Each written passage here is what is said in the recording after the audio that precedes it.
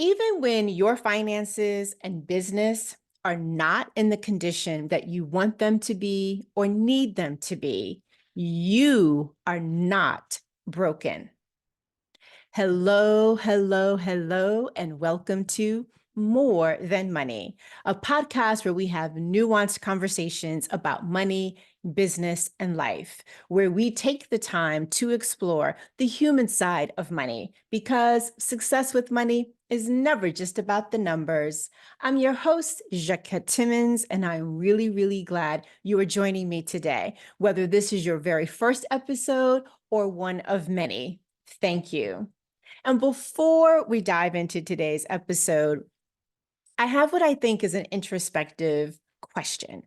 And it's sparked by the change of seasons. You know, we just recently had Groundhog Day, and Puxaswani Phil, as well as Staten Island Chuck, both did not see their shadows. And so that portends an early spring.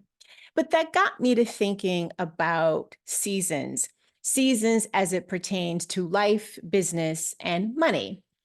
So here's my question to you. What season are you currently in your business, in your life, and as it pertains to your financial journey? And again, no, I'm not referring to the weather outside or the time of the year, depending upon where you are in the hemisphere. Instead, I'm really curious to know about the phase you find yourself in professionally, personally, and financially.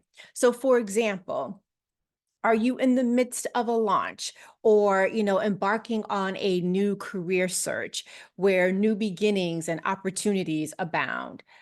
Perhaps you are experiencing growth with momentum building and your efforts starting to bear fruit. On the flip side, maybe you are facing a decline where challenges and setbacks seem to outnumber your successes. Or maybe you are in the midst of innovation where you are pushing boundaries and exploring new ideas and adapting to change. Or perhaps you are in a stage of harvest where your hard work is paying off and you are reaping the rewards of your past efforts. Or maybe it's the case that you are straddling two seasons, right? Navigating the complexities and the transitions between those different phases, between those different seasons. But regardless of where you find yourself, it's essential, I think, to reflect on the season that you are in, because it might provide you some clues for how to navigate that current season or this current season. And so, again, I'm curious, are you finding it relatively smooth sailing? Or is your current season presenting some challenges and obstacles for you? Or perhaps something and somewhere in between? Let me know. Send me a DM on Instagram because perhaps I can help you better navigate this current season and help you get ready for the next. But in the meantime, let's get into today's show. In life, in business, and with money, the journey is very rarely a straight line going up and to the right. It is very rarely that when you are thinking about shifting from struggling to being in a moment of success or shifting from one level of success and going to the next. And you may hear this because your own experiences already prove this to be true. So your initial reaction upon hearing me say what I just said may be, duh, no kidding. Yet, how often do the twists and the turns and the setbacks that you experience catch you by surprise? How often do you find yourself buying into the messaging that your situation needs to match some one size fits all ideal? How often do you find yourself buying into messaging that blames you entirely for missing benchmarks that were created by someone else who you don't know and who doesn't even know you? Or what about, messaging that rewards only immediate results and faults you for not getting there, wherever there may be, as fast or on somebody else's timeline? or messaging that says that if you acknowledge the presence of systemic factors, that that's a crutch that you are holding on to. So, in other words, how often do you find yourself buying into messaging that sometimes oversimplifies the challenges you face and sounds a little something like, if your journey isn't straightforward and uninterrupted, if you are not always knocking it out of the park, well, then there is something wrong with you. As you can imagine, and if you know me pretty well, just from the sound of me being in your ear, maybe week after week, you know I have a huge problem with this messaging. And yet it abounds, especially in the personal finance and entrepreneurship spaces, where it tends to shame individuals for their choices, financial or otherwise, and shame them for their circumstances when their situations are not ideal or, God forbid, when they fail. And before I go any further, let me be really clear about something. It is true that for some people, they are not self reflective and they never take a step back to evaluate their choices and their role of those choices and how that plays out in their results and experiences. They blame others for everything, for every unwanted twist, turn, and setback. And let me just say, this episode is not at all for them. Today's episode, though, is for those of us who could benefit from the reminder that you are not broken or inadequate. And it is truly my deepest hope that the spirit of these words comes through in everything that I do, because whether I say it directly or not, I really do endeavor to use every chance I get, be it coaching, speeding, writing, or even this podcast, to remind folks that they, as a person, even when your finances and your business are not in the condition that you want them to be or need them to be, that you are not broken or inadequate. It's why my coaching offer is called Successful, Profitable, and Not Broke.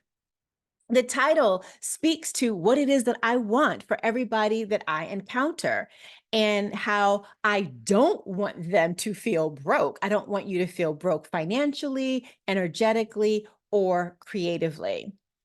And based on the reactions that I got to the recent reel on IG that I mentioned in episode 202, when I posed the question, does the typical personal finance messaging cause you to feel broken?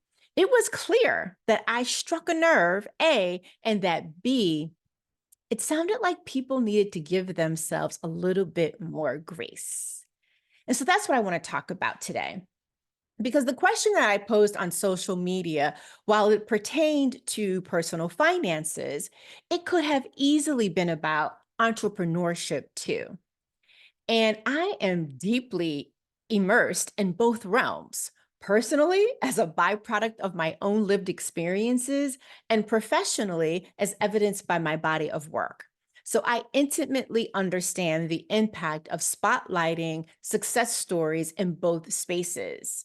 And while these spotlight narratives undoubtedly can inspire and illuminate realms of possibilities, the other side of the coin reveals itself when realities deviate from expectations, be they yours or others, and be it due to unexpected twists, turns, setbacks, or lack of immediate results, things that commonly steer individuals down the path of self blame. In such moments, it is undoubtedly why people find themselves descending into the rabbit hole, perceiving their circumstances through the lens of inadequacy and brokenness. And I share this insight not only as someone who has personally navigated this journey and quite frankly continues to, but also as someone who has guided others back from the proverbial edge, if you will. Because money as a standalone entity holds a prominent place amongst life's most influential tools for personal development and growth. And when you introduce entrepreneurship into that equation, woo child, brace yourself for an incredibly non-linear experience. An experience that often requires a lot of grace and perhaps an even heightened level of grace toward yourself.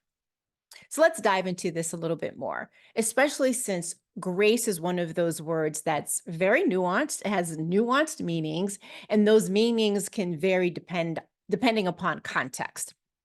So, for today's discussion, let me clarify what I mean by grace and offer you some suggestions on how you can employ it as a valuable emotional and mental tool during those moments when you might find yourself buying into messaging that is A, negative, B, brings you down, and C, doesn't serve you.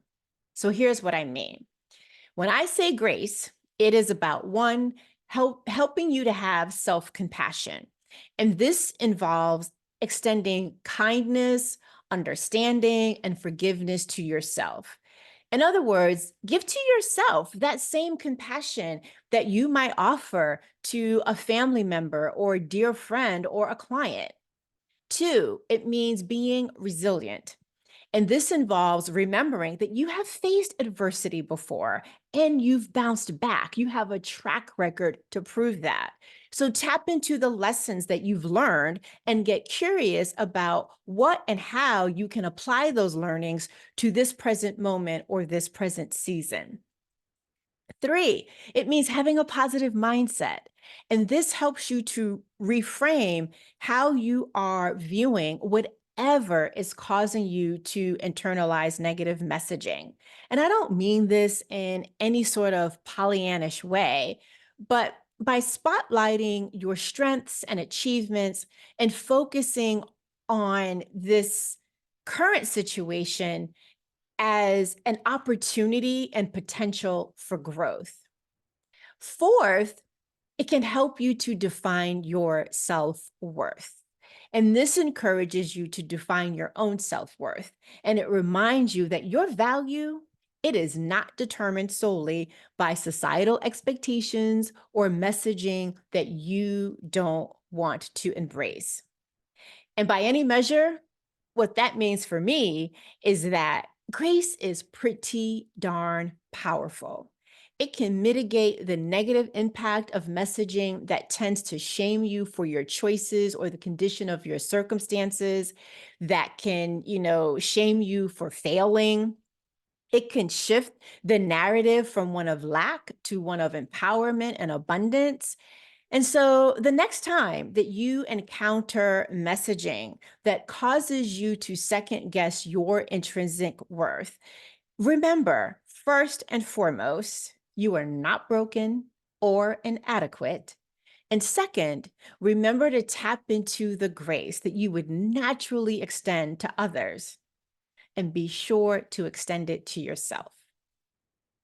Well, that is it for today, folks. As always, thank you so much for tuning in or listening. And if you'd like to show appreciation for this podcast or maybe this particular episode, please share it so that we can reach more people than we would ever be able to on our own. If you happen to be listening on Apple Podcasts, please take a moment to leave a rating and a review. When we do look at those, we do read them, we read your comments.